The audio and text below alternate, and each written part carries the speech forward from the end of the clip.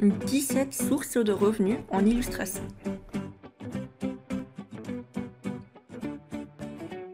Gagner de l'argent en tant qu'artiste peut sembler terriblement difficile au début. Genre, dis à tes conseillers du lycée que tu veux gagner ta vie avec de l'art. Il y a de fortes chances qu'ils te parlent de devenir professeur ou de faire quelque chose en rapport avec du design, comme du design de mode ou du graphisme.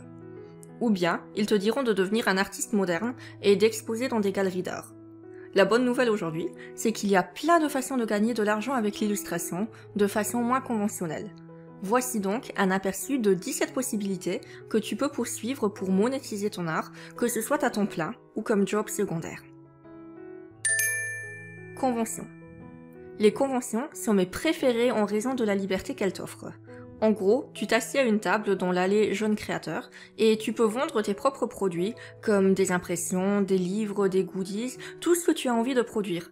Cela te donne une liberté totale sur ce que tu peux produire et vendre et te permet d'être en contact direct avec tes clients potentiels et de faire remarquer ton travail. Boutique en ligne. Si tu as déjà tes produits, pourquoi ne pas les mettre dans une boutique en ligne? Certains créateurs utilisent des plateformes comme Etsy ou Store Envy, d'autres hébergent leur propre boutique sur leur site pour en avoir la propriété et le contrôle total. Je te recommande vivement cette option car elle te permet de vendre de façon automatique, en dehors des events live, avec les produits que tu as déjà imprimés pour tes festivals. Entreprise d'impression sur demande. Si tu veux toujours vendre des produits, mais sans les produire et les stocker, ou si tu veux des produits plus spéciaux, qui sont souvent plus chers à produire en petite quantité, tu peux utiliser des entreprises comme Redbubble, Society6, Imprint. Tu n'as qu'à héberger tes dessins, et l'entreprise s'occupe de tout le processus. Vente, impression, expédition.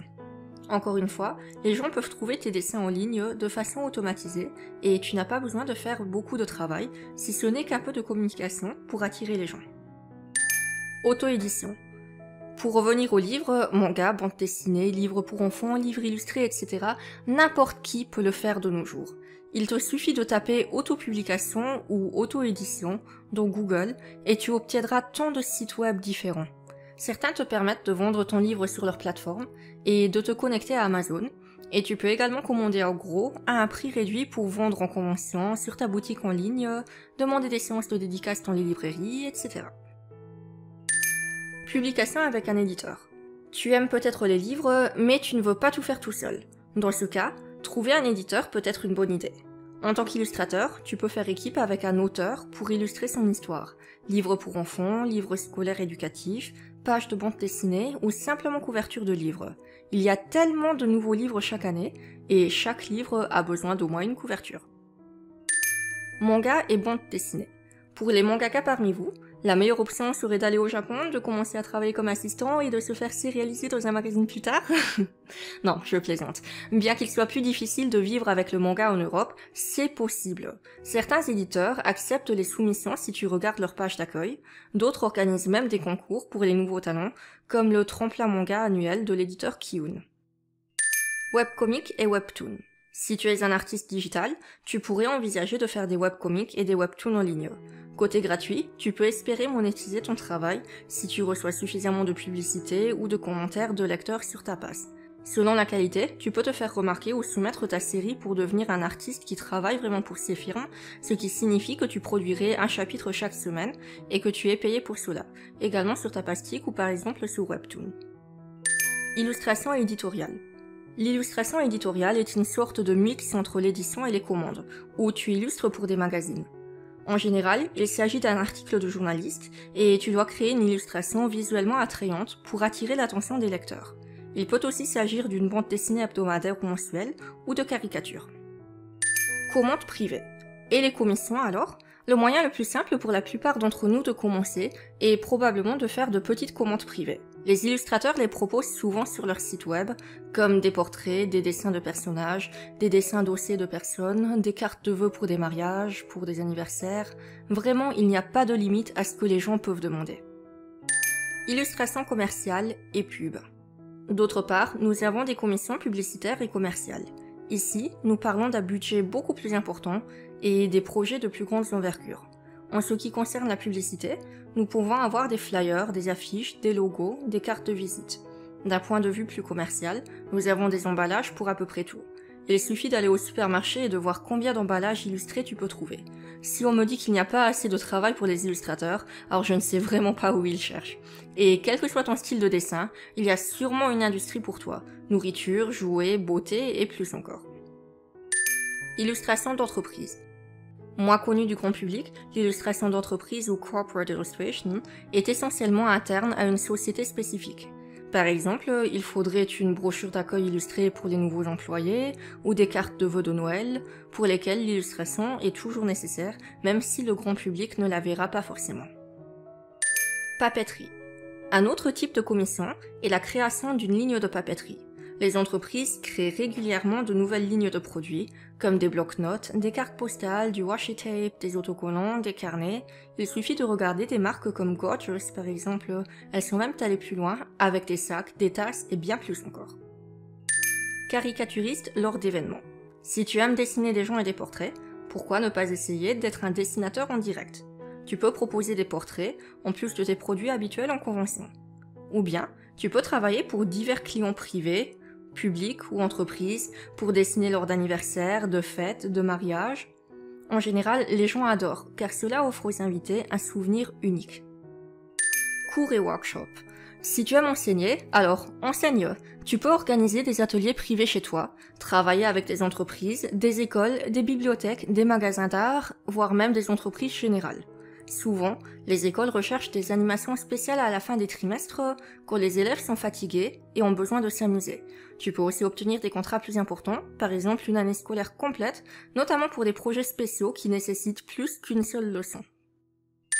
Cours en ligne. Si enseigner est ton truc, mais que tu es timide devant une classe, enseigne en ligne. Des sites web comme Skillshare te permettent d'héberger tes propres cours afin que tout le monde puisse y accéder. Tout ce dont tu as besoin est d'une bonne caméra et un ordinateur, tu héberges le cours une fois et tu le revends à l'infini. Financement participatif et crowdfunding. Le financement participatif permet aux créateurs d'être payés par leurs fans pour faire ce qu'ils aiment. La plateforme la plus connue sera Patreon, qui te permet de mettre en place différents niveaux de paiement avec des récompenses spécifiques et d'être payé mensuellement. Une alternative pour des dons ponctuels est Ko-fi, qui te permet d'éviter la production de récompenses mensuelles. Il existe cependant la fonction Gold, qui permet de souscrire un abonnement mensuel, ainsi que d'autres fonctions comme les commissions et la boutique en ligne. Offre de marque, collaboration et affiliation. Maintenant, nous allons nous intéresser davantage au marché des influenceurs, et tu auras besoin d'un public déjà établi, mais cela vaut quand même peut-être la peine d'être mentionné en fonction de tes objectifs. Ici, nous parlons de marques qui te demanderont de présenter leurs produits à ton public. Les avantages sont multiples. Tu reçois un échantillon gratuit du produit et tu le critiques, ou bien tu es payé pour produire un post spécifique sur le produit, ou tu peux même organiser un concours où tes abonnés peuvent gagner le dit produit. Dans notre industrie, j'ai souvent vu des collaborations pour des tablettes graphiques ou du matériel de dessin. D'un autre côté, l'affiliation consiste essentiellement à obtenir un lien spécifique ou un code de réduction que tu peux partager avec tes followers, et chaque fois qu'ils achètent sur ce site spécifique, ils obtiennent un pourcentage de réduction pour lequel toi, tu vas recevoir de l'argent en retour. Autres idées. Et la meilleure, il y a encore beaucoup d'autres opportunités dans l'industrie de l'art. Comme je ne les ai pas toutes testées, je ne vais pas entrer dans les détails, mais sache qu'elles existent et qu'elles sont toutes plus ou moins liées à l'illustration dans différentes industries. Mode, graphisme, design de produits, animation, conception de jeux, jeux de société, cartes à jouer, tatouages. Il y a donc encore beaucoup d'opportunités que tu peux explorer. Et pour toutes les opportunités que j'ai mentionnées en détail dans cette vidéo, la meilleure chose est que tu n'as pas nécessairement besoin d'études ou de qualifications spécifiques. Elles sont accessibles à tout le monde. Et maintenant? Bien sûr, une école d'art peut être utile et accélérer ta carrière artistique, mais elle n'est pas forcément obligatoire tant que tu y mets le travail, que tu montres de la qualité et que tu as un univers défini qui t'est propre. De plus, il peut être judicieux de diversifier et de combiner différentes sources de revenus. Il y en aura certains qui sont faciles à mettre en place, mais qui ne payent pas du tout, comme les pubs des webcomics sur Tapas. D'autres au contraire qui payent beaucoup, mais qui auront besoin de temps pour être mis en place, comme des commandes commerciales plus importantes. Dans mon cas, ces 3 dernières années, mes sources de revenus ont été principalement des cours réels et en ligne, combinés avec Patreon, des illustrations avec produits dérivés, et des mangas pour vendre en convention et en boutique en ligne, ainsi que des commissions. Mais en fin de compte, nous avons tous nos propres préférences et forces, donc je t'encourage vivement à voir par toi-même ce qui marche et ce qui ne marche pas.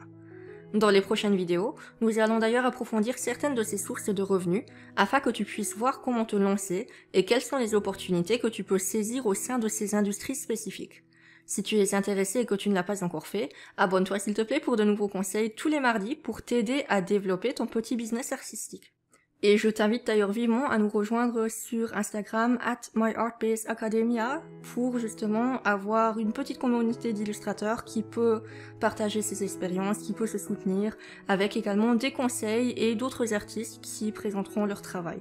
Donc, je t'invite à nous rejoindre et sinon, on se retrouve très bientôt pour une nouvelle vidéo. Salut!